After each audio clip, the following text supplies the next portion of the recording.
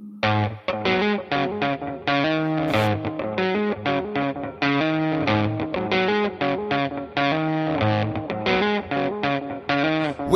to the Dirty Sports Podcast. I said welcome to the Dirty Sports Podcast with Andy Ruther and Joe Prano. Welcome to the Dirty Sports Podcast. Welcome to the Dirty Sports Podcast. I'm your host, Andy Ruther, coming to you live from Cincinnati, Ohio, with my co-host from Port Hueneme, California, Joey No Chill Prano. Hello, Andy. How's it going, man? Good. How are you? Doing okay. You sound like your voice is getting better. Yeah, a little bit. I am. I don't know if you have what I had, but it's a roller coaster. AIDS? HIV? Yeah. I feel like I'm finally getting toward the end here, but I'm pushing probably 10 days. Yeah, it's going around, man. It's probably same. Now I have like the nasty. I mean, I'm so congested again, but like my whole family's got it. Yeah. Like we can do, man. What are you gonna do? 'Tis the season. It's the most wonderful time. Let me ask you, Andy. You got your daughter's what? She'll turn 2 in January. Is that right? February. What does Christmas look like for you guys? What do you got to get? It's like having a puppy, just like a bunch of stuff for her to chew on. Like, how does this work? No, she gets Santa now. She gets Santa. Yeah. So, but like what kind of thing? What is she? Toys. Yeah. Okay. Yeah. So I'm saying like she Pokemon. No, she's big into Mickey Mouse, Disney stuff. Okay. But like stuff that she likes to play. She likes to learn shit. So, like even just like basic stuff, like really, I mean, it sounds ridiculous. Like this little thing that has color sticks. We got her, and it's different colors, and you put it in a hole, and it's like the most basic, cheap toy, but she learns, and then it's good hand-eye coordination. At this age, it's like, I mean, I don't know if you remember, it's like, or seeing stuff with your nephews and nieces, like they'll rather play with the trash than. Oh yeah, classic. So like trash is a legit issue. Like they have to lock at daycare. They have to lock the trash can, and kids, every time I pick her up, like especially the boys, are just like hovering. They're just circling. The just one like kid the other day, dogs. dude, the one boy the other day was just, you could just see just trying to rip it open, like I'm the trash man. I mean, I kind of see where they got Oscar the Grouch. Yeah. Sesame Street. But like she loves to, I mean, I know it sounds disgusting, like legit play in the trash if she could.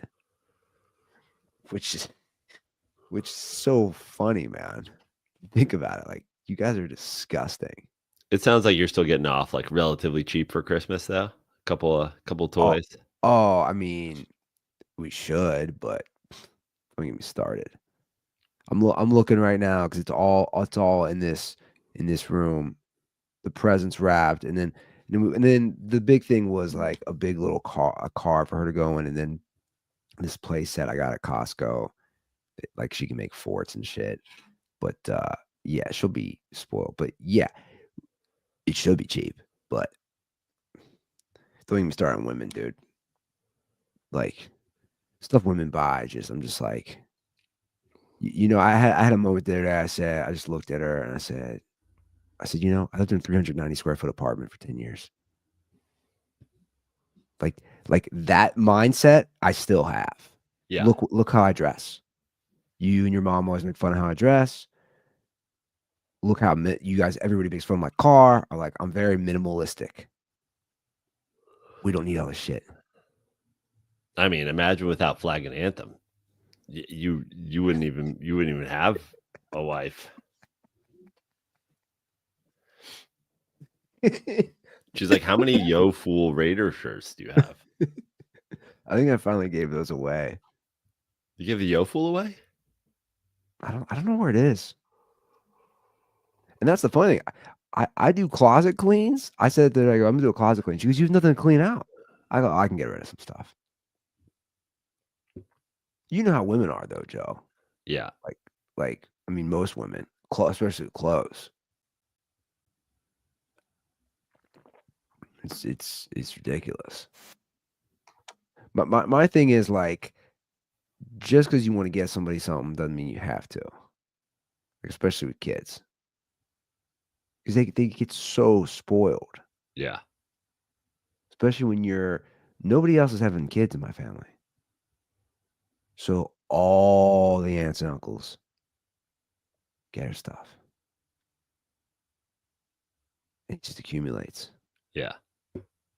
But you're gonna have another one, so you just gotta stash it away. Reduce, reuse, recycle. I mean, I don't know how it was in the Perino family, but like, I mean, we all shared the same clothes, pretty much, and it's like that's the one positive about having another girl. I'm just like, you don't need to buy clothes. Don't be doing that. She's got clothes right here, all Isla's old clothes. I mean, I don't know. Whatever. You got to pick your battles though, right? Oh yeah. Something I probably need to do better at, but here we are, 2 days before Christmas. Here we are. We have some fun things to talk about. I'm going to start off the show actually by saying, I know you have a lot to say about this. RIP to the legend Rickey Henderson. Honestly, you could make an argument the greatest baseball player of all time. I probably wouldn't make that argument, but others could. He's certainly up there, top 5, I would say, which I think a lot of casual baseball fans would probably not have him there. But hard to argue with most runs scored. That's the name of the game. You know, I'm glad you brought that up because obviously I've seen a lot of people, and I agree. I think it's different with you and I because, I mean, he played forever, but like we grew up and you know how good he was. But you made the point. I saw somebody else make that point. They go, if the goal of the game is to score runs and he scored the most runs, why is he never mentioned? Never.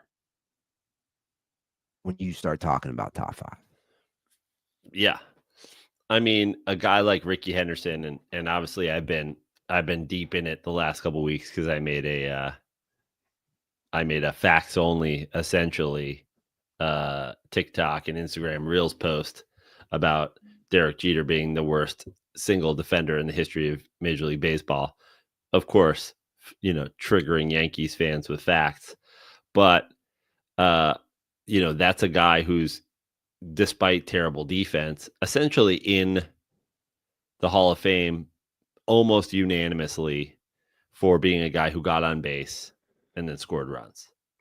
And, if Rickey Henderson swapped careers with Derek Jeter in terms of time and place, people would say he's the greatest baseball player of all time.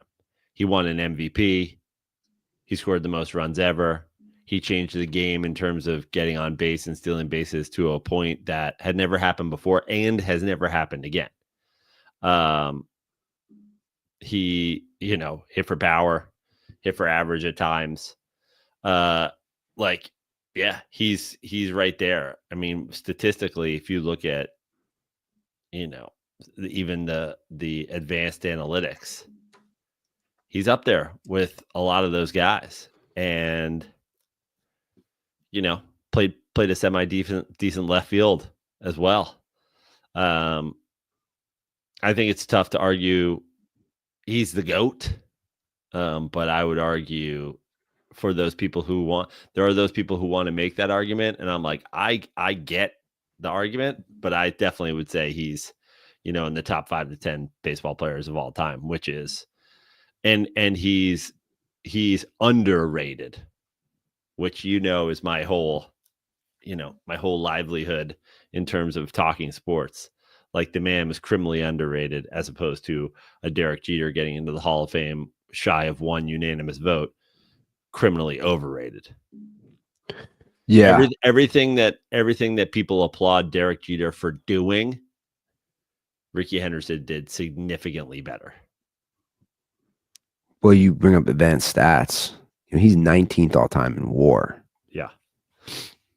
Comparison, Alex Rodriguez is 16th. Yeah. I mean, it's crazy the career he had when you look at it. And even I'm just looking at it now, and I forgot that he played. Dude, he played through 2000. He played from 1979 to 2003. Yeah. That's insane. There was a good era run there in Rickey Henderson's career with like pretty regularity. He, walks to open the game, steals second, steals third, and a fly ball to the outfield or a ground ball to second base or a ground ball to shortstop scores him. And all of a sudden you're down 1-0. You haven't given up a hit. Yeah. I mean, that is insane. If you just go through and look at his stats, I mean, guys, he led baseball in steals in his 20th season. Yeah.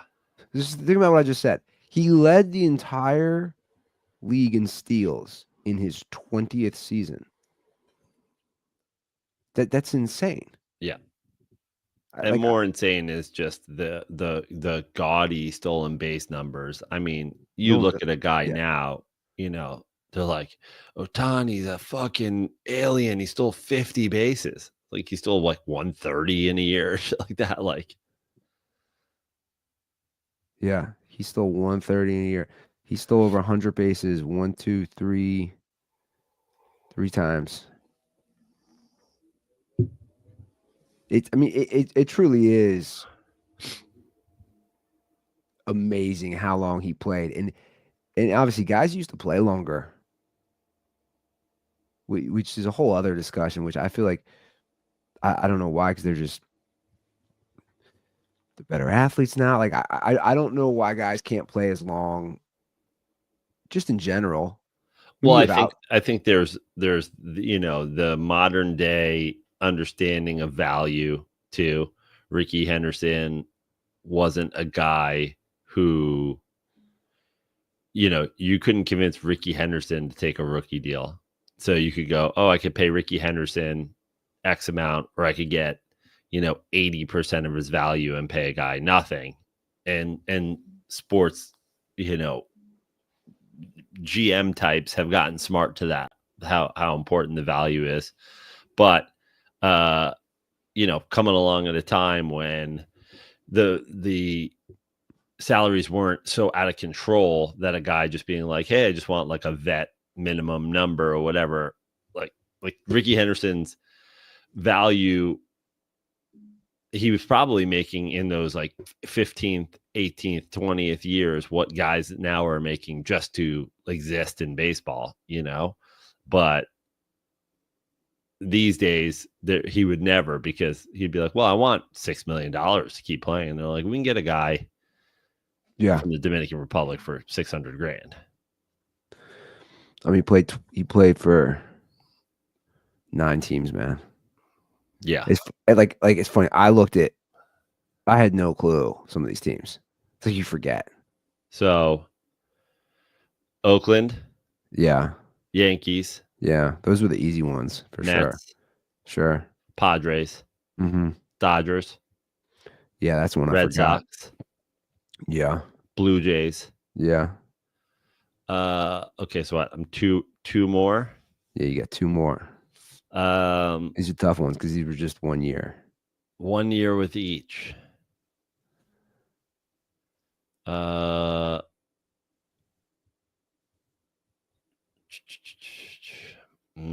don't know. Angels. Yep. Okay. 97. He was the Angels. And then should have gotten that one. Seattle. Oh, absolutely should have gotten that one because he came out for the final game at Oakland Stadium, which was Rickey Henderson Field at the end, and he threw out the first pitch, which was this year. So him dying this year is kind of crazy, but he threw out the first pitch in Oakland this year for their final game there in a half Mariners, half Oakland jersey. He put a half Mariners jersey on. He played there 1 year, and he played for Oakland for 14 years. Yeah. Rickey don't care if he played for you 1 year, or Rickey don't care if he played for you 18 years. Rickey played for you. Rickey's wearing your jersey. I mean, he is he like the first leadoff hitter that had some power that like brought that in? Certainly that, like, I mean, I think he runs away with like the leadoff homers record, right? Most leadoff homers in big league history. It's got to be Rickey by a mile. Yeah, I think it is. Let's look it up. Yeah, he is 81. That's crazy. Let's see. Who's next? What kind of whack list is this? Where's the actual list? Okay. Yeah, he is 81. George Springer is number 2 with 60. Alfonso Soriano, number 3 with 54. He's got a solid 25% more than anybody else. Yeah. So everybody keeps talking about the John Olerud story. What's the John Olerud story? There was this tale forever that Rickey forgot that he played with Olerud. They were teammates. So I'm gonna see if I can pull this up.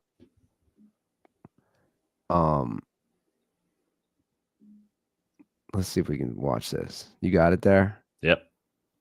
All right, let's see. One of the baseball stories that I am asked about most, and even to this day, I get asked this question. And it usually starts out with somebody looking at me for a while and saying, "Hey, can I ask you a question?" Or, "I don't know anything about baseball, but my neighbor wanted to ask you this." And I don't know if you guys can guess what it is, but it'd be, "Hey, that Rickey Henderson story. Is that really true?" It's a great story, but it's not true. So for background on that, I wore a helmet when I played because I had aneurysm surgery when I was in college. And so for protection, I wore a helmet. And so as the story goes, I played with them with the Mets in '99 and then signed with the Mariners. And Rickey got released from the Mets and the Mariners picked him up. And the story goes that Rickey comes up to me and asked me why I wore the helmet, for people that don't know the story. And I said, "Well, I had surgery when I was in college, and so I wear it for protection." And he said, "Man, I played with somebody like that in New York." And my response was, "Yeah, Rickey, that was me. I played with you in New York." And so the truth behind the story was that Scott Lawrenson, the assistant trainer, great sense of humor, super dry sense of humor. He was great at coming up with stories. He would see a picture in a paper that looked like one of the players, and he'd cut it out, put it on the bulletin board in the training room, and he'd make up a story that so-and-so was seen on an off day, and come up with a story, and everybody'd get a good laugh. And so what happened was when he found out Rickey got signed by the Mariners, he came up with that. He told the clubhouse guys, "Hey, do you hear what Rickey told Ole?" And then they went and told the guys in the clubhouse, "Hey, did you hear what Rickey told Ole?" So anyways, that's it. And it's kind of had a life of its own, and it just keeps going on and on. You know what's crazy about that? It was everywhere on Twitter. of like, oh, the best Rickey story. And by the way, a lot of mainstream people were like, my favorite Rickey story is when he forgot he was teammates with John Olerud. And I'm like, well, here he is literally debunking it. Yeah, I mean, it's kind of cool how it took a life of its own. A story that includes John Olerud and Rickey Henderson might be a story composed of the two single most underrated baseball players in the history of the game. Or it might be, I don't know about the two single most underrated, but it might be the story that has the two most underrated. Like, I don't know that there's another story that you could put together two guys more underrated. John Olerud, I mean, just seeing him, like an incredible fielder, won a batting title in New York, super clutch. That man, as underrated as Rickey Henderson. It's funny you say that. Yeah, like I wouldn't. Man, they both played long careers too. John Olerud was crazy underrated. Great hitter. Great hitter. Incredible fielder. I knew he was a great hitter. I didn't realize he was that good of a fielder. Incredible fielder. His move that I have not seen anybody do before or after, at least not with any of the like smoothness and ability that he did. He was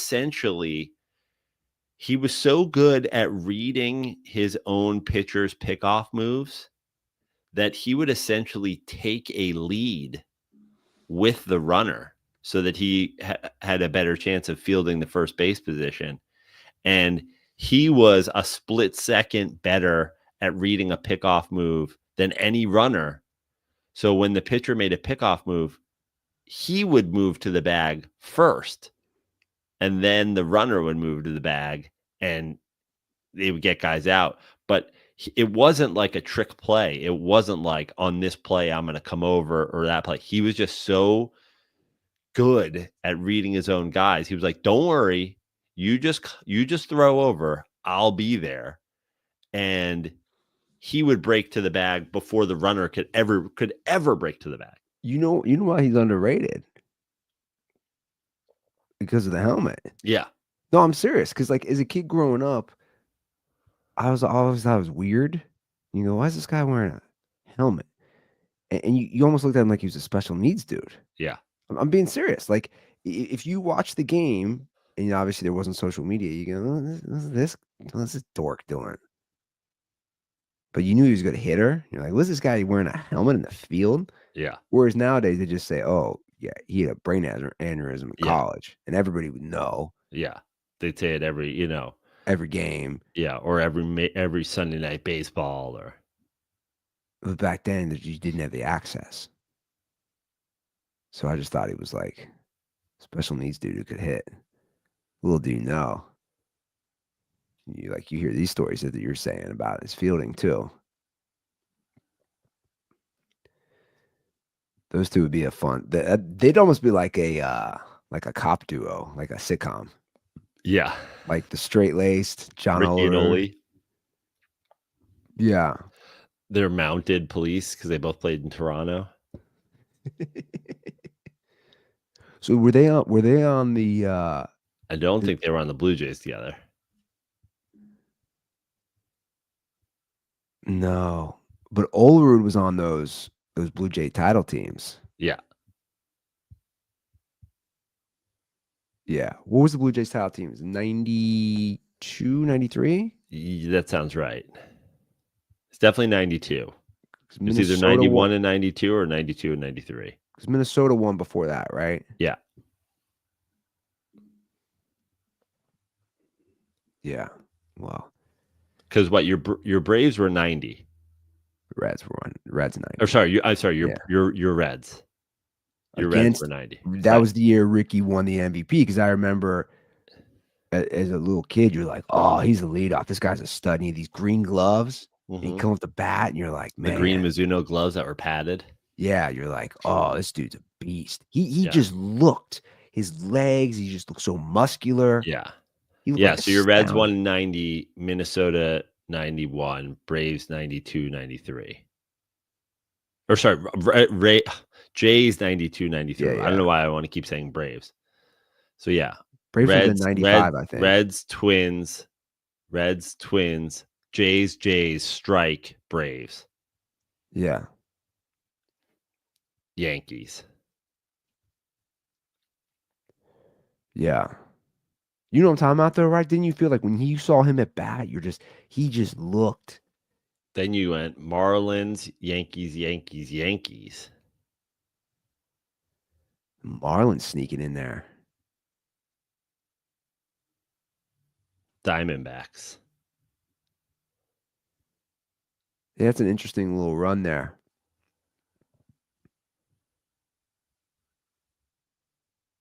So Rickey played for 9 of the 30 teams. He played for almost a third. Almost a third of the league. Did he have cancer or something? Yeah, I think so. Rickey doesn't get cancer. Cancer gets Rickey. He was boys with Dion. Yeah, that tracks. Right? That totally tracks. And Hammer, which totally tracks Oakland. Yeah. Dude, Yeah. Oakland in the 90s was around that time was what? Hammer, Rickey. They ran Oakland. Yeah. Which actually makes sense because Dion was boys with Hammer. So I bet the three of them have some stories. Imagine those guys showing up to the club. Yeah. How many girls those guys bringing home? All of them. What an age to be in, again, without social media. You could do whatever you wanted, get away with whatever you wanted. No rules. Nobody filming everything. Deion Sanders walking around with a Jerry curl looking like Eazy-E. Hammer showing up in fucking shirtless suspenders. Yeah. Unbelievable. And now look at Oakland. They don't have a baseball team, they don't have a football team, and they don't have a basketball team. Yeah. Man. I am excited for the little minor league stadium baseball this year out of 2 teams. Yeah, it'll be interesting, right? Yeah. I wanted to bring something up I forgot to bring up last episode, which I think is great because I don't think this is highlighted enough when an owner does do something great. Did you see what the Suns are doing now? Yeah, the lowered prices. That's great. Yeah. The reason it's great is because it's the most simple, like, look at your financials that's ever been. It's like, what will literally cost us nothing but make fans happy? Like, when you look at the majority of these sports teams now, if you look at where these teams make their money, and this is why, I've been dealing with crybaby, just absolute fucking piss in their pants, just piss all over their own chests and diapers Yankee fans since Juan Soto signed.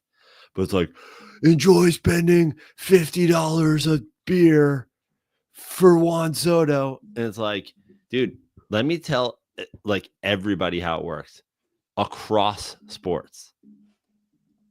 You got TV deal, essentially all of it. It's essentially all of it. Mm-hmm. Like, you're talking about a 0.5% here, a 0.5% there for fucking ticket prices, parking, food, souvenirs, all that shit. It is the jerseys that you sell. The baseball is a little different. I mean, we've broken it down. Baseball's a little different. Yeah. Football and basketball are more TV deals for sure. Even baseball, it's still such a significant percentage. Sure. And then, yeah, obviously 162 games, ticket prices are going to be a big deal. But even in baseball, you're not adjusting your profits at all if you just made hot dogs free.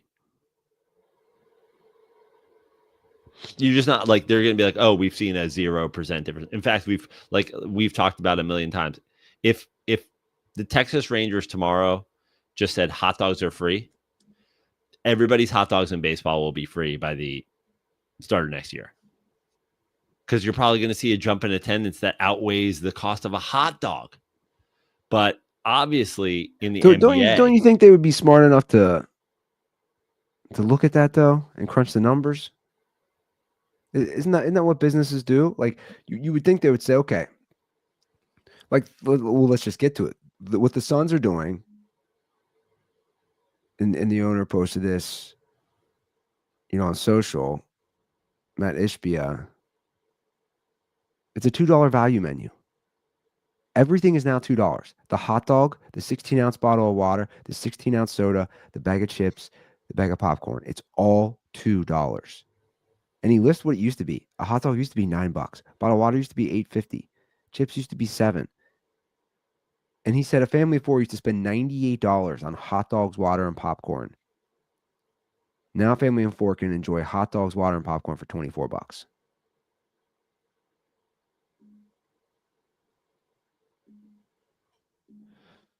I mean, I agree. It's. And you know why he doesn't say 4 friends used to come and spend this? The reason it's a family of 4 is he's smartly considering, oh, now a dad can bring his kids to the game, and hopefully those kids turn into rabid Suns fans, because there's no better way to indoctrinate your kids than to get them watching something young.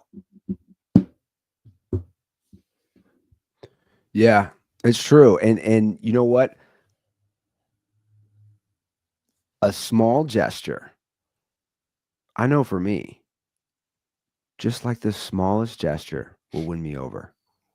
I mean, you've talked about the apps, right? Like the food apps, the Taco Bell app. It's like I'm addicted to Chipotle app now because it's like they'll throw me a little something. Oh, half off this, or I'm just like, because there's a Chipotle right behind me, and I'm like, okay. And the rewards points, and now it's kind of similar. It's not in the same vein, but the point is, show me a little something. Look at us talking about it. Look at the Twitter. Like, it's paid for itself 50 times over already. Because it's not where they're making. Here's the truth of the matter, and this is why This is why maybe your Reds won't do it, or this team won't do it, or that team won't do it. But if you are reliant on your hot dog prices to keep your American professional sports team afloat, you are grossly mismanaging your American professional sports team. It should just straight up not be a factor. Yeah. You're making money in a trillion different ways. That's why again, people are like, oh, fucking enjoy your $800 million DH. I'm like, Steve Cohen's building a casino. He's playing chess and you're playing stick a finger up each other's assholes. So there's 2 NFL games on Wednesday on Christmas. I hate it. Well, I'm kind of bringing back to the money and what you're saying, and I don't like it either. But guess what Netflix paid? Yeah, as a reminder, they paid $150 million for 2 games. So there's 32 teams. So back to your point, right? That's split. So every NFL team is going to make roughly, I don't know, just off the top of my head, $4.8 million that each team just got handed for 2 games.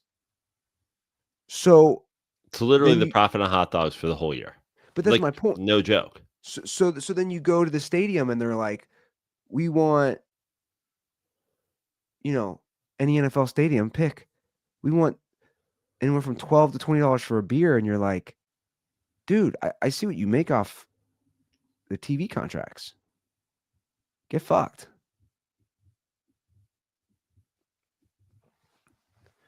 I don't know. Look, Atlanta was good. I think their owner, right, the Falcons owner was good. I don't know why. So now you see the Suns. I don't know why more owners, especially like we always bring this up with baseball. I don't know why they don't do more dollar hot dog nights, Yeah. more $2 draft beer nights, especially the draft beer. It cost them like a nickel. Yeah. It is nothing. Well, that's because some fuckhead cop in town is like, you can't do $2 beers. Imagine. I don't think they have that much control over that. Do you really think that? I mean, I'm sure that the the potential the negative press that had, there's no negative press potential whatsoever with Dollar Hot Dog Night. Man dies after choking on, but there is a negative press potential with man runs over family of 4 with their $2 value boxes after drinking 55 beers at the Reds game. Imagine if they did at a baseball game. Imagine if it's in states where it's legal. Imagine if they did like a gummy munchie box deal. Edible night. You just get baked, sit in the sun, watch your team. Just you mean nacho helmets would be sold? They're like, we don't sell any of these nacho helmets. How come? It's like, because no one's high enough to want to stick their hand into a helmet full of fucking wet cheese.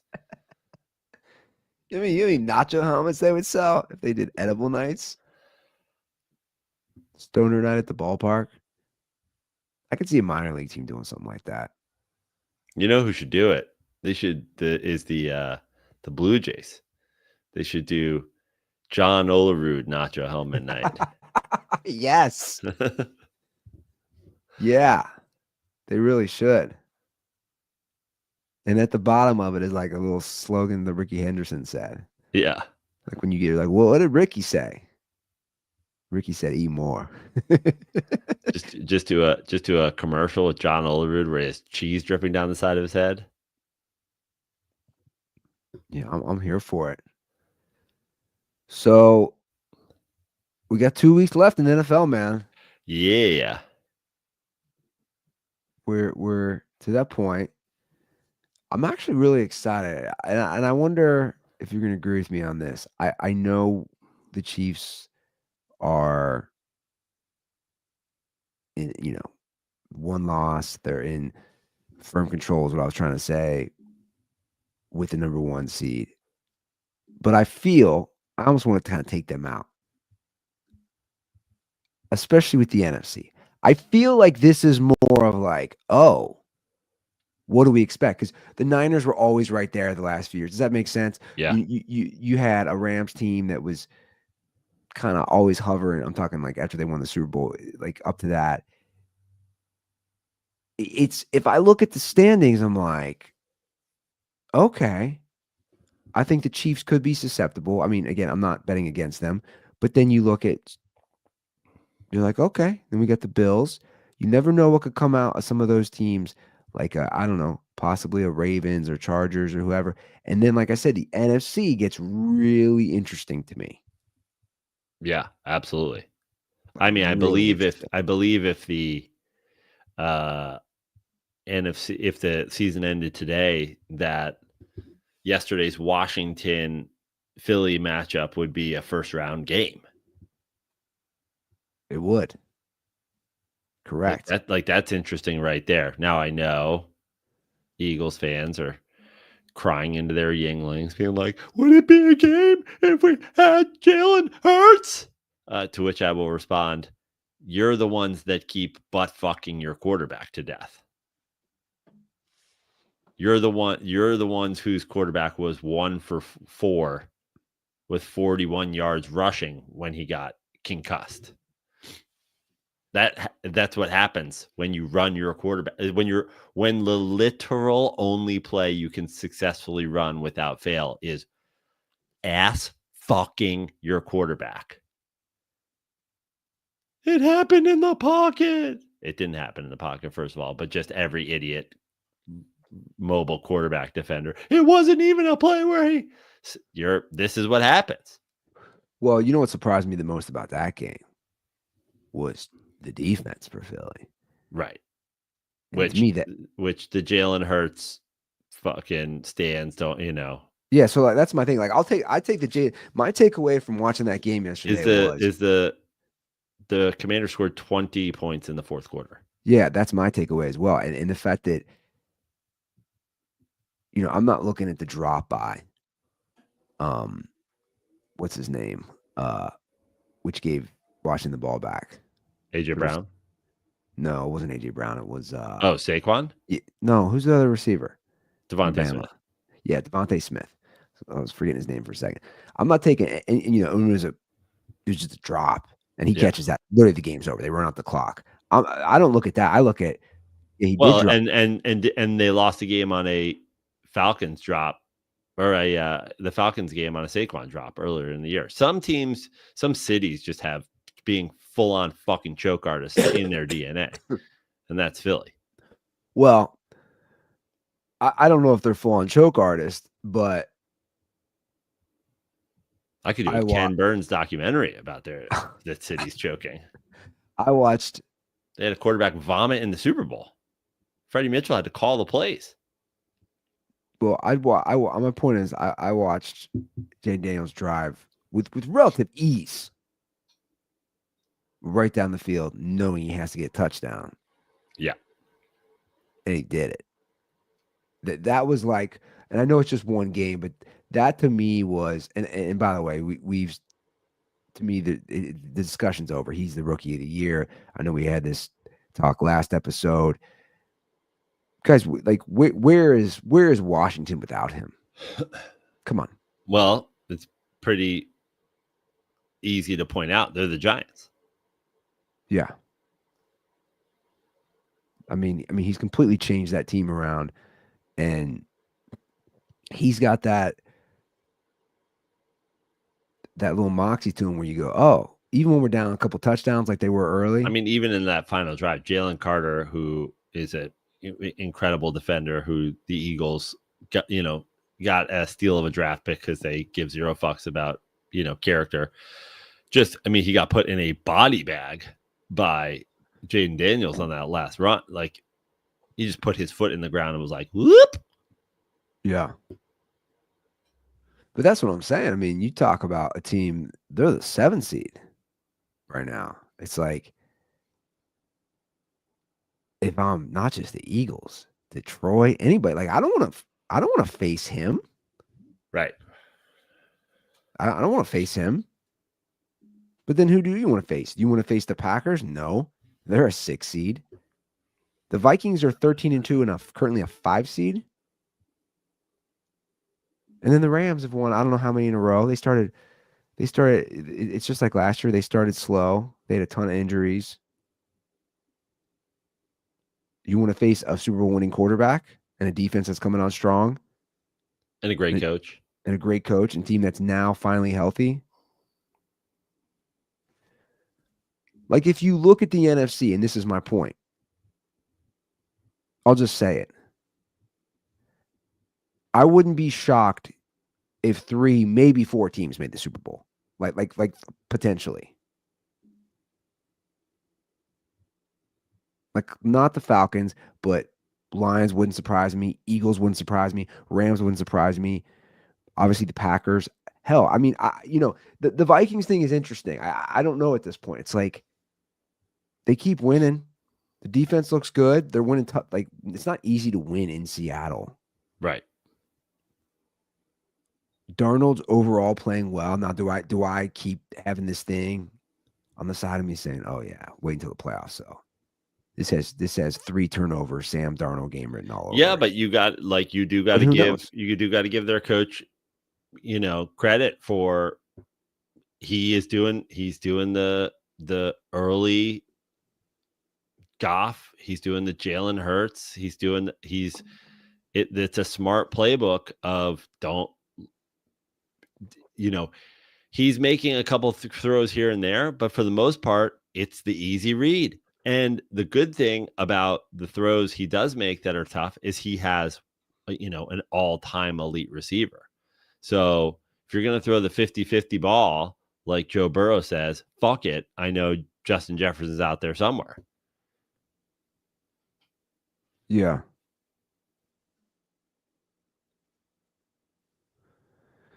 They've won 8 in a row now. Yep. Now they got 2 tough ones. They got the Packers and then at the Lions. But what's crazy is if Minnesota wins those next 2, they're the number 1 seed. Right. Now I don't see Minnesota finishing 15-2. But the point holds up of in NFC, I think we both agree that it makes it way more interesting than I can recall in recent memory, where you had really clear alpha number 1 and number 2s. And this isn't a diss at either the Lions or the Eagles, but I think in the recent weeks we've seen they're both susceptible, and now they both have injuries. Now I don't know. Did the Vikings go 14-2 in that Case Keenum year? They go 13-3. Let's pull it up. Vikings record, they went 13-3. 13-3. I like, they've all slinked away and disappeared, and are nowhere. I have not gotten one in my mentions in the entire season, but it is just shocking to me that they won 13 games the year before Kirk Cousins. They've won 13 games already the first year after Kirk Cousins. I got to give credit to Seattle fans. I would say 85% of the Seattle fans that ruined my life over the years for the Russ takes immediately, I got a couple handwritten apology letters. Vikings fans, you just slinked away as if this never happened. You guys just have stopped tweeting me and we're just like, oh, fucking. Well, what do you want? You want an apology? I want you to go, I want you to tweet me. I was a fucking idiot the whole time. You were right the whole time.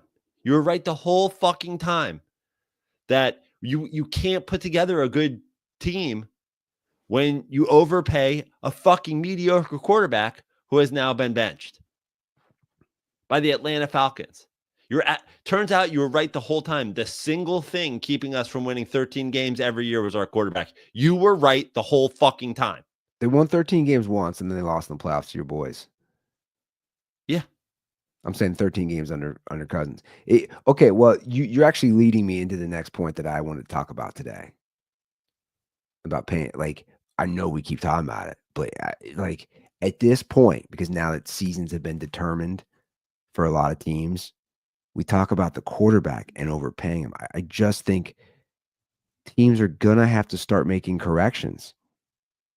I mean, let's take a look real quickly. Your last 5 number 1 drafted quarterbacks.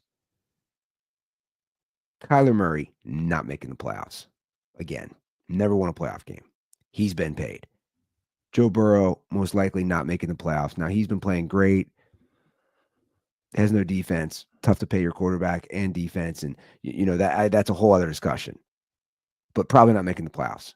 Yes, it's a whole other discussion that we've had. Listen, Joe Burrow is infinitely better than Kirk Cousins. Infinitely better than Kirk Cousins. But look at what the Bengals did last year with who the fuck was their backup? God, why am I losing my mind? I would instantly want to say Lockett, not another Washington guy. Yeah. The point is like, if you're also paying the receivers, not everybody can get paid. So if if you're dead set on paying your receivers, the truth is, if you're like, we're gonna have Jamar Chase and we're gonna have fucking T. Higgins. If the Bengals are like, we're gonna have those guys, you're better with Jake Browning. Facts. You can't pay everybody. That's actually an interesting point. They went 9-8 last year, which is the most games they can win this year. It really is, but I'll just keep Now, going I on. don't think Jake Browning can win playoff games if you go with receiver X out of whatever, second-year receiver out of wherever, receiver Y, third-year receiver out of wherever, not getting paid, load up on the defense. That's how you win championships. That's what you do with Joe Burrow. But if you're dead set on paying your receivers, you are better with Jake Browning. If you're dead set on building your team in a certain way, I said it 2 years ago, and again, somewhere on the internet, the Brock Purdy stands and the Kirk Cousins stands are fucking sleeping in foxholes together. They're sleeping in the hole that Saddam Hussein was living in before we found him. But I called it 2 years ago. The Niners are going to be the first team to fucking say no. Well, that's kind of my point again, is as I look at, again, I'm just looking at guys, quarterbacks who were drafted number 1 overall. So after Burrow, you have in 2021, the next year, Trevor Lawrence, 1 playoff win, got paid, they're a disaster. Then the last 2 are Bryce Young and Caleb Williams. Now it's only year 2 for Bryce Young, but So no one's getting paid yet. But my point also, yeah, my point is, like, in a way, I also don't use the, well, it's only year 2, it's only year, like, because for every guy like a Caleb Williams, you got to give him time. Well, Jaden Daniels has got 10 wins already. My point is, some guys figured out. Joe Burrow, they went to a Super Bowl in year 2. So you're paying all these guys, you're drafting. Yeah, but I'd argue this. What percent chance, we just talked about all the teams. Do you give the Washington Commanders any chance to win the Super Bowl this year? No. Me either. You're actually better off being the Panthers. You're better off being Bryce Young and the Panthers. It's going to cost you less money. It's going to be able to give you you have the potential of having a quarterback of the future and not having to pay him as much because he didn't get to the first round of the playoffs and lose.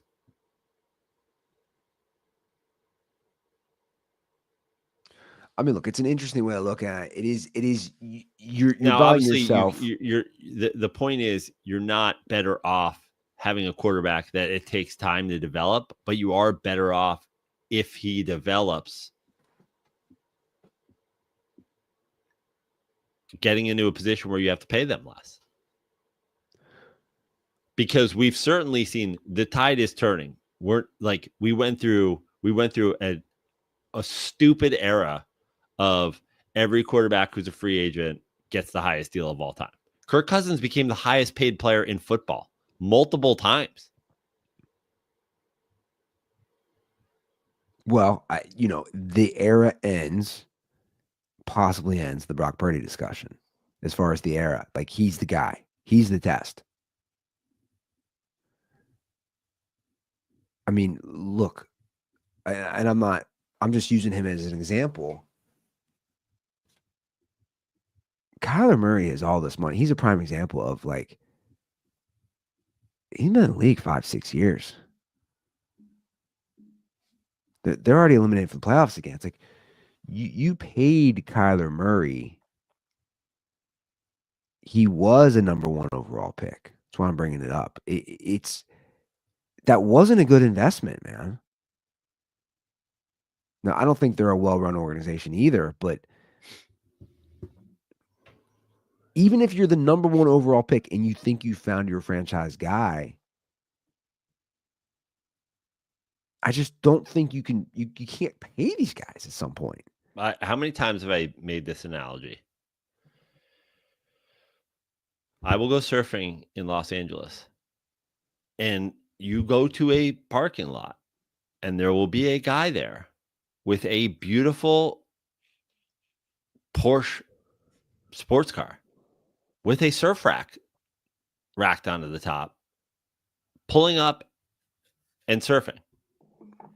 And my point is always, if you have to put a surf rack on your sports car, you actually never could afford a sports car in the first place. You have now reached to have a sports car. You desperately wanted a sports car, so you bought one. This is what NFL teams do.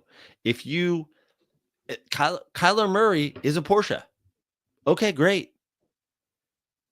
He's an expensive car and he can perform, but you're not qualified to have one.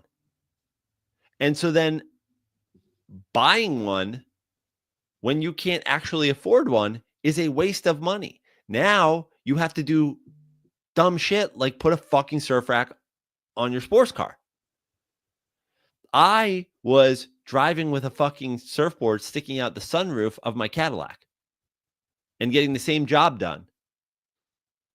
And then when I was done, I could just say, okay, my surfboard's back in my house, and I close my sunroof and I have a car again. Now you're just a dipshit driving around with a surf rack on your sports car.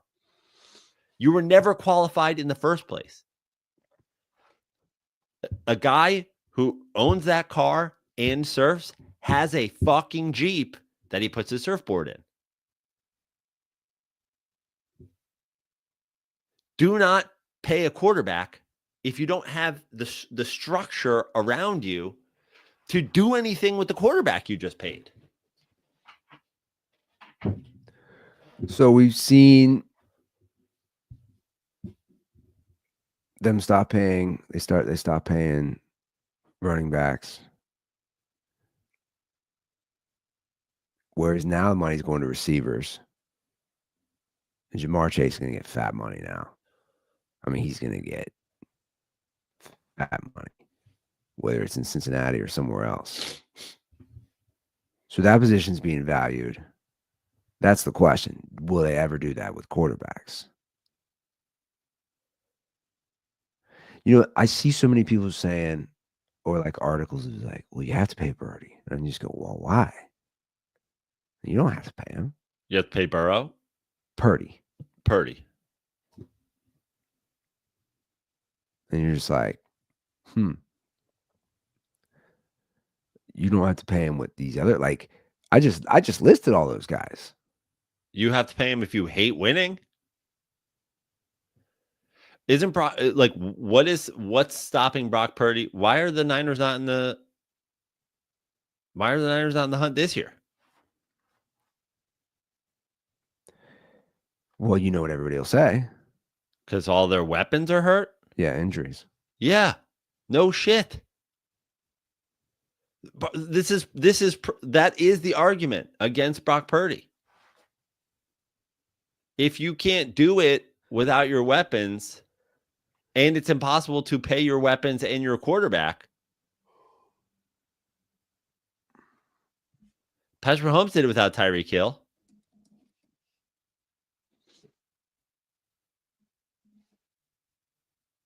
They let him go on purpose. Well, you know who's a good contract example? Now they lost last night. And they've had some bad injuries this year too. Is like the Baker Mayfield contract. Where you know he can sling it around, he can make plays when he has to. I think he has a ceiling. Like a high ceiling. But like it's 3 years, $100 million. Like, okay. Baker's won what? A playoff game in Cleveland, playoff game in Tampa. The point is, you're like, okay. I think what we're gonna see next, if teams are smart, is you don't become a Brock Purdy or a Sam Darnold because you bust out. You become those guys because you were a good quarterback that just couldn't elevate a team, but a team that has good pieces brings you in and fills the gap. I mean, if you look around the league right now, this is proof of it. Sam Darnold, Baker Mayfield, Geno Smith, these guys were fucking busts. They're reclamation projects. Yeah. Russell Wilson is being paid by the Broncos. Now, we can get into Russell Wilson in a minute and how I would say he's single-handedly the reason that I'd no longer consider them contenders, but he's being paid by the Broncos. We have to where I feel like the next level is good enough, just not good enough to be paid. And then a team that's maybe doesn't think they're good enough grabs one of those guys as a placeholder, and you might see one of those magic runs. But do you see my point of just giving those numbers on a Baker Mayfield? I think that's a great contract. You say, okay, Sure.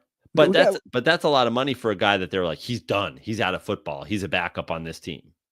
No, they gave him that after last year. No, I know. Yeah. Like I think he had to go down and out. No, he did. He had to resurrect his career last year. But my point is, you take a guy, and I think that'd be a great contract for Brock Purdy. Okay, Brock, 3 years, $100 million. We'll give you $33 million a year. Like, which isn't insane. It's also not too low. You've had success. What can you do with that in the next 3 years? Give me 3 years to see you show your stuff. So you're out on Russ because those 2 bad turnovers against the Steelers? He's just not that good against fucking defenses that ever give any pressure whatsoever. Like, the bottom line is, like, the stopping Russell Wilson playbook is like every team knows it at this point. If you can't just pound the fuck out of the ball with your running game and set up play action, Russ isn't dangerous at all. And he's without Pickens the last couple weeks. Now all of a sudden the big plays are gone. It's just he's just straight up a not trustworthy quarterback against good teams. Well, those turnovers were bad, especially the pick six and then the fumble when they're driving. Look, I personally I don't feel they can go too deep either in the playoffs.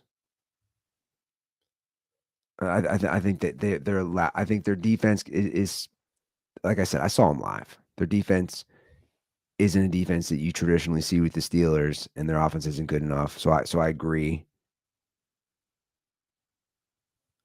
I think the Ravens could be interesting. I'll be honest. I'm starting to turn a little. I know it's only been 2 games. And in a positive? In a positive way. That's funny. I watched the Steelers-Ravens game, and I was like, well, basically both of these quarterbacks threw this game away, but then the other one threw the game away, so both teams are still in it. Yeah, Lamar didn't play. I mean, the Steelers have his number. They've just dominated. If you look at the stats, his whole career, Tomlin knows what he's doing. They know how to scheme for Lamar Jackson. I don't know. I have this, and again, it's the Giants, and it's not a good Steelers offense. But my point is about the Ravens defense. It's like they've looked better the last few weeks. Now, I guess it doesn't really matter because you could come back to me and say, Ruther, they had the number 1 defense last year. Right. They're number 1 defense. You're talking about their defense getting better. Right. It's ultimately going to come down to Lamar Jackson, who didn't look that good in that game either. This is, I hate to say it because they're not similar players, but similar outcomes is this is the Russell Wilson. What year are we of Lamar Jackson here? 6. Remember the first 5 years of Russell Wilson? Defenses were 1, 1, 2, 3, 4, 2. And then we got into like 10, and they don't win a playoff game. And this is where you are. Like, the problem wasn't Lamar Jackson didn't have a running back before. Lamar Jackson didn't have a receiver before. Like, Lamar Jackson had defenses. I trust Lamar Jackson less than I trusted him last year. Like, even though he's putting up his best. Yeah, because it's not about him. It's about, like, I know what, like, people people could argue, oh, I'm a hater or whatever, but it's like, I know what Lamar Jackson can do. And I don't love Lamar Jackson down 7 with the ball, having to score to win the game. I straight up just do not. And look, that's so unless it's Lamar Jackson playing keep away and running the ball down your throat because their defense has shut you down, playing with I like Lamar Jackson playing with the lead. You know how many quarterbacks historically I could say I like playing with the lead? A lot. And look, that's a fair point. It's like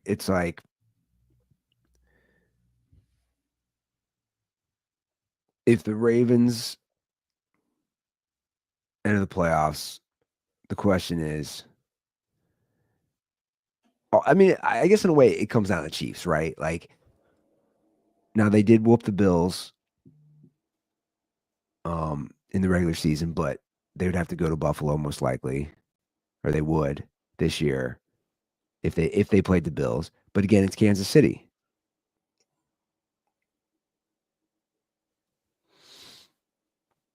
And don't forget, man, the 5-year rule. I always bring it up. No QB's ever won after starting 5 years with their same coach outside that window. Won their first Super Bowl together, which they're year 6, him and Harbaugh. And I believe Josh Allen and McDermott are year 6 too.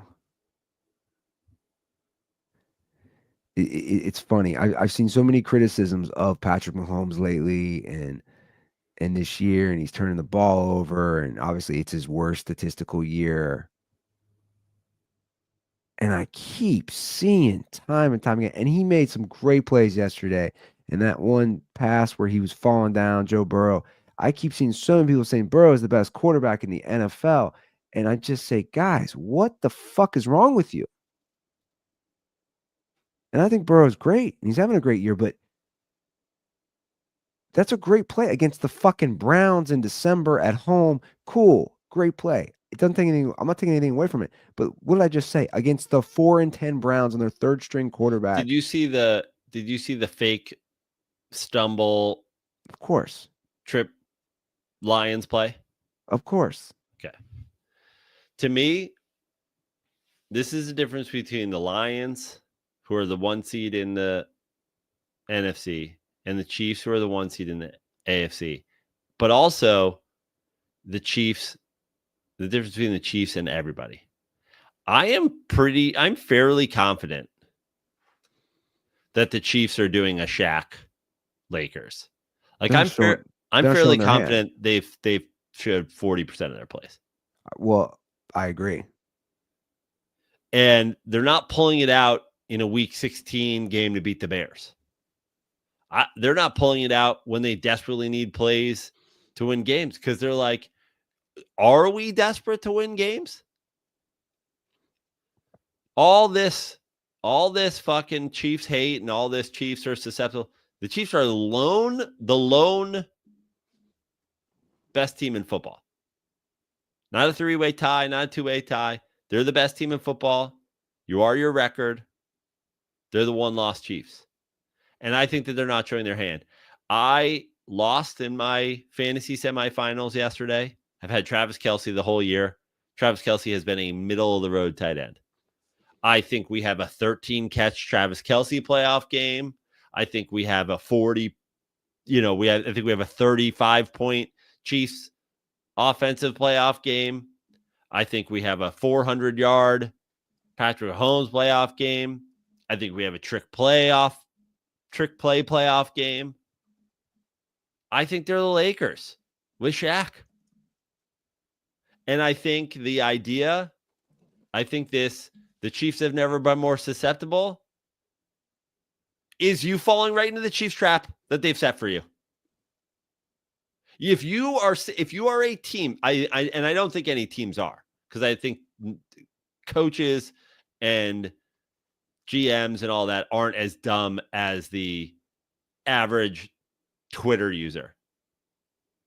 But if you're a fan of your favorite team and you're like, the Chiefs have never been more susceptible, you are a rat going, I've never seen a piece of cheese left out for me to eat. It's under a spotlight.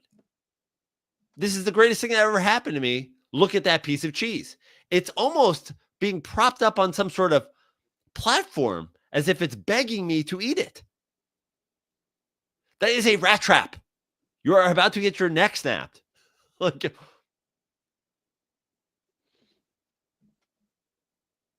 I agree, man. Everybody's saying it too. Oh, they don't win pretty. They're not blowing, but yeah, I mean, we do this every damn week. They're 14-1. If they beat the Steelers this week, they if clinched. the Steelers were winning the game, if the Steelers had the Chiefs record the way the Chiefs are playing, it'd be Steeler football. Gritty. Blue collar town, a blue collar team for a blue collar town. They win gritty, like the steel workers that they're named after. They get the job done. No one remembered any of those steel workers' name, but they built America. That's what they'd be saying about the fucking Steelers if they were doing it. Yeah, they would. If the Bears were 14-1 with this team, Chicago. The fucking gridiron, the whatever's on the gridiron. Well, again, it's because his first few years, he just put up some insane numbers. And you're right. I mean, at this point, Travis Kelce's numbers aren't anything flashy, but at the same token, if my team has, a tight end with 89 catches and 739 yards, I'd be happy at the end of the day. And look, it's a short week. I don't know what to make of this upcoming game, right, against Pittsburgh, because it's like, it's a short week. We don't know Mahomes' status, but I'll tell you what, they're going to want that win, because if the Chiefs win, they wrap up the number 1 seed, which means they would, I would assume, sit their starters the last week, wouldn't they? You would think. And then also have a bye, give so much time for Mahomes to heal. You would think they would sit their starters, right, if they won, if they wrapped it up. Yeah. Andy Reid's not stupid. And they'd get the bye, and everybody would go, is the 3-week layoff going to hurt the Chiefs? And then everybody with a brain would go, Andy Reid's 40-1 after the bye. Yeah. They come in prepared, man. But that's the point. When you look ahead right now. And listen, I'm not saying that it's still the NFL. Yeah. Any given Sunday. I'm not saying sure. the Chiefs are walking to the Super Bowl. No. But I absolutely think that a big part of this season is them not tipping their hand. I think you're right, too. How many more of those plays does Detroit have, is the question. Like, does Ben Johnson have more of those in his pocket? The fake fumble type plays? Because, hell, he might have to use them in the final week against Minnesota. Because, again, that Minnesota game could come down to the number 1 seed, possibly.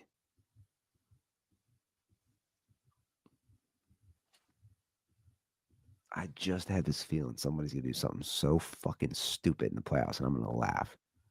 One of these coaches is going to do some Dan Campbell type onside kick, which could probably be him. Go forward on 4th and 3 from your own 17 in the first quarter of a championship game. Just I've said it. Wild. I've said it before, and I'll say it again. But it would be just it would be the Boob Bowl if we got Sirianni, Dan Campbell in an NFC Championship game. But I think that both of them are so dumb that we won't even get the pleasure of having that game. The Boob Bowl, I like it. We won't even have the pleasure of getting that game because somebody's going to fuck it up before it happens.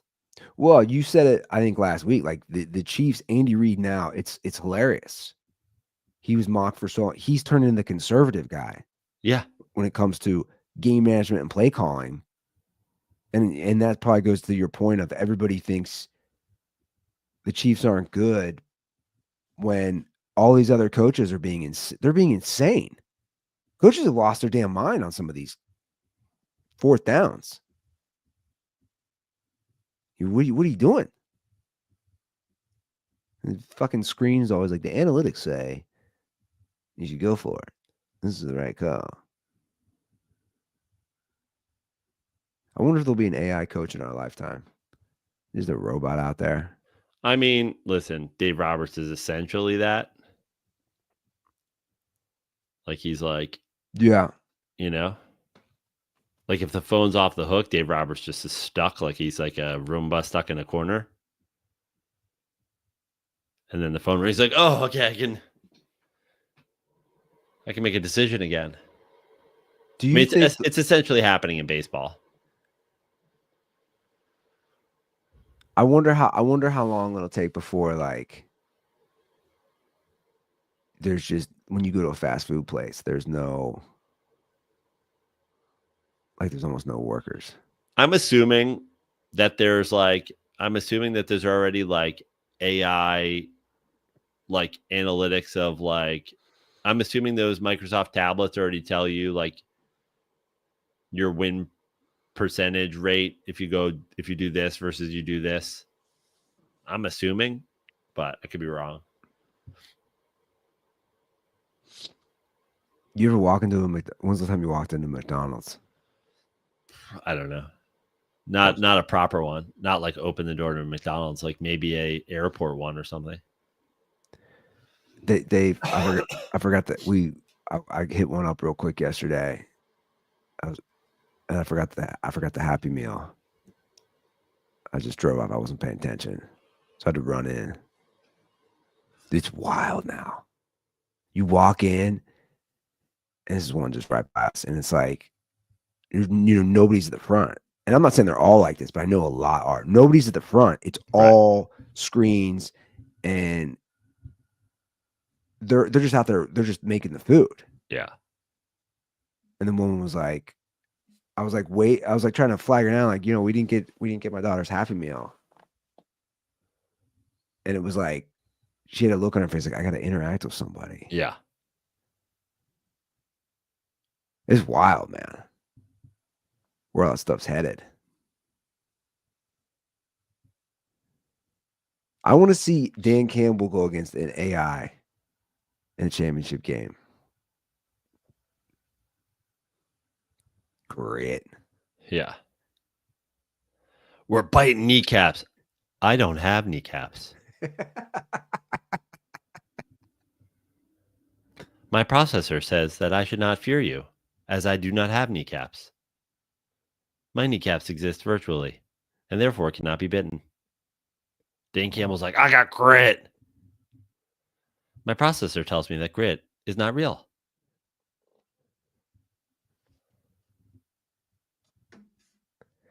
Yeah, man, it'll be interesting. I'm looking forward to it. I do not understand the concept of momentum, and apparently neither do you.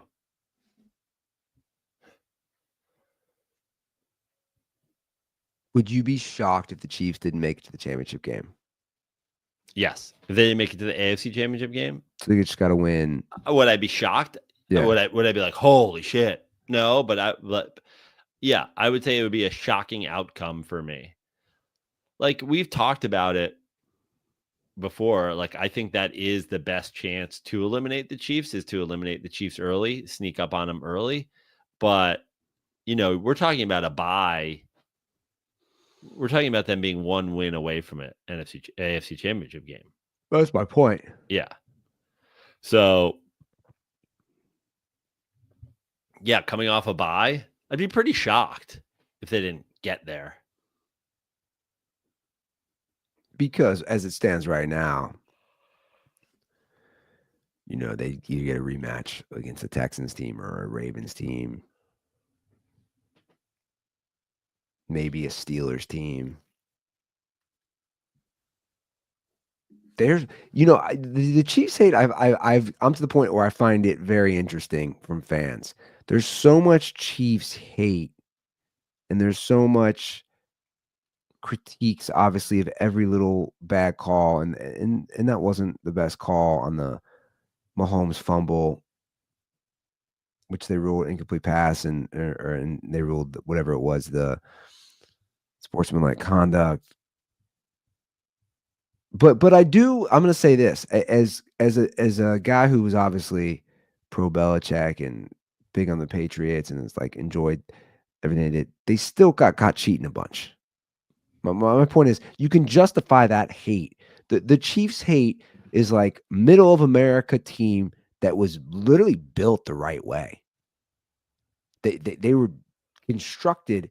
If I'm constructing any team, it's the Chiefs way, man. Right. You have a quarterback.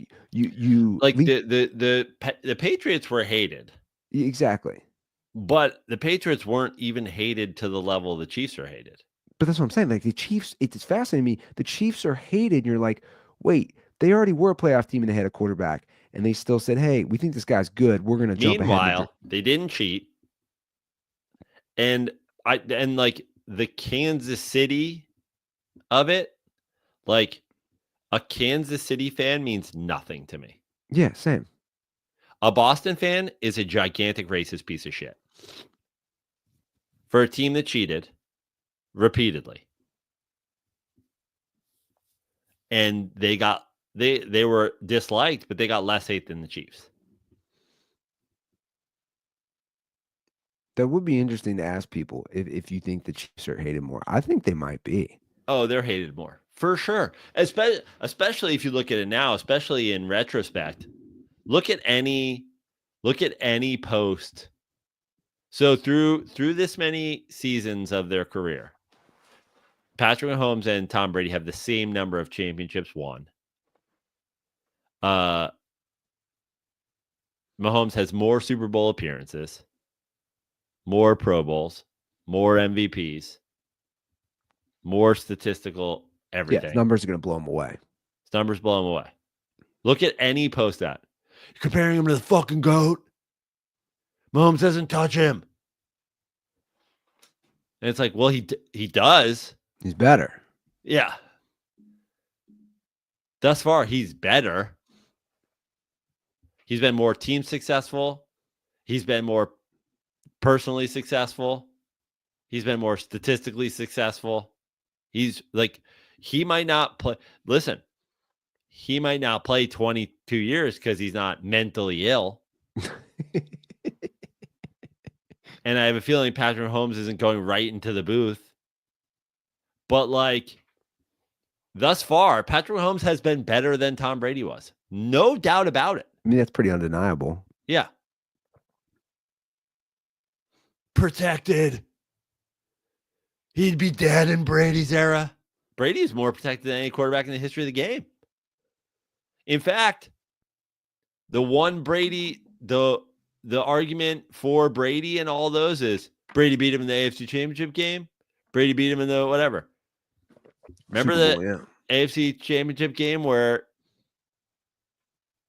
fucking somebody grazed Tom Brady's face mask? That's the only reason they fucking won the game.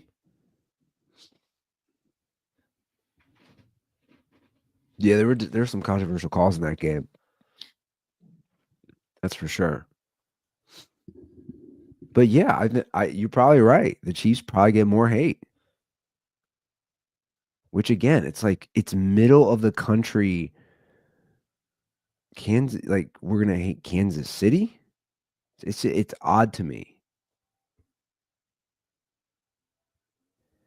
And I think, obviously the Taylor Swift thing was probably part of it last year, but that's not really a factor this year. She's not. Andy, look at who you're talking to. I was ahead of the curve on hating Taylor Swift. I've hated her more than anybody's ever hated her. I think she might be the devil incarnate. I think she may single-handedly be responsible for future I truly think Taylor Swift might be single-handedly responsible for a stalling of the human population growth. And I'm not like, I hate the Chiefs because Taylor Swift. Do I think Travis Kelce fucking downgraded from fucking hot chicks? Yeah, I do. Does it make me think less of Travis Kelce? Yes, it does. But it doesn't have any effect on how I feel about the Kansas City Chiefs.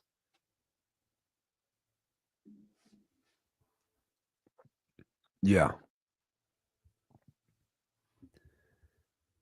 In fact, in a weird way, I'm almost enjoying that they continue to win and it's pissing everybody off. I just like good football. True. And that. I just like good football, and I hate more than anything douchebag fan bases that make excuses for their own failures and then attack other teams' success. They're the blueprint for how to be successful in the NFL. They really are. And there's no one, and it doesn't come close. I'm talking not a single quarterback sniffs him when the game is on the line in the playoffs. Whether you're up or you're down by 3 or whatever it is, I'm talking a 1-score game.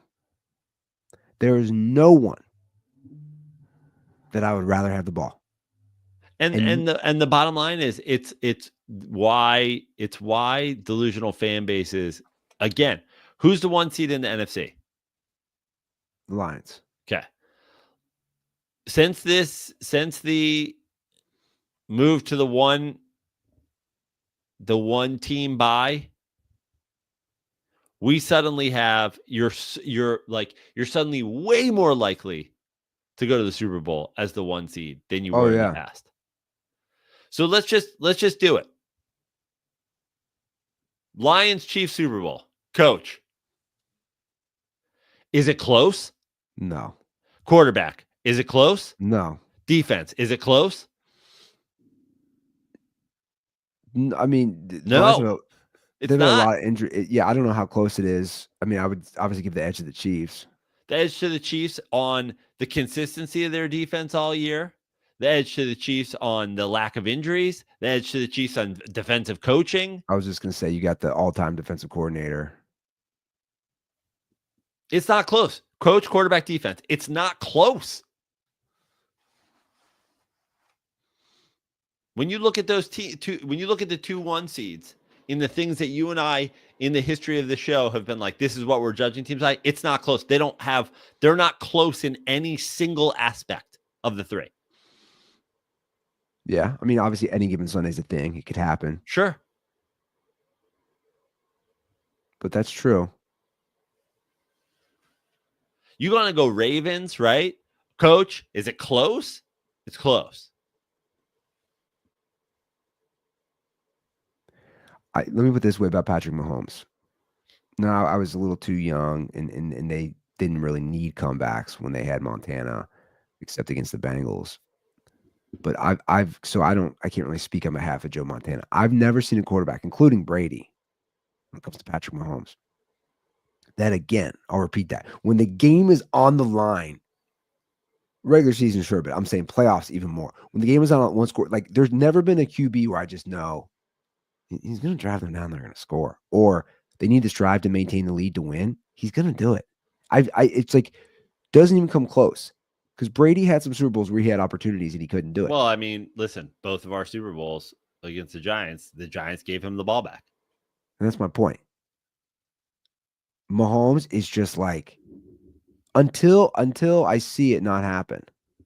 He's just a different animal. Josh Allen's great. Joe Burrow's great. Dude, you're not Mahomes in the playoffs when you have to do it. You haven't been. And that's why he's just so tough to pick against them. Hop in. Let us know, guys. 310-359-8365. That's the hotline. Give a shout. We'll set up. We'll set up bringing on Kyle Aronofsky to talk about the Jets and also his Grimace tattoo. Yes. Maybe we'll set that up this week. Let's do it. Cool.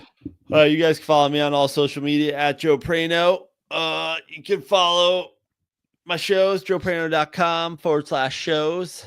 Back in Bozeman, Montana, end of January. shows at Last Best Comedy. I don't know if we have any Montana dirt balls, or what do you even call that part of the country? What is I have like no clue. what is the Montana, Dakotas, fucking Wyoming's Big Sky Country? Is that what you would call it? I think you feel like that. That's what you call it. Anyway, if Maybe, anybody's out there in Big Sky Country, hit me up. Come through a show. My lovely fiance just bought me a fresh snowboard for Christmas. Be arriving soon. Nice. So I'll be out there. I'll be out there with a new stick, ready to carve some pow and ready to perform for you guys at Last Best Comedy. So if you're out there in that part of the country, slide in my DMs now and let's get you out to a show. Cool. All right, guys, enjoy your Christmas. We'll be back on Friday, the 27th. So have a happy holidays. Spend time with the fam, and we'll see you guys then. All right, guys. Stay dirty.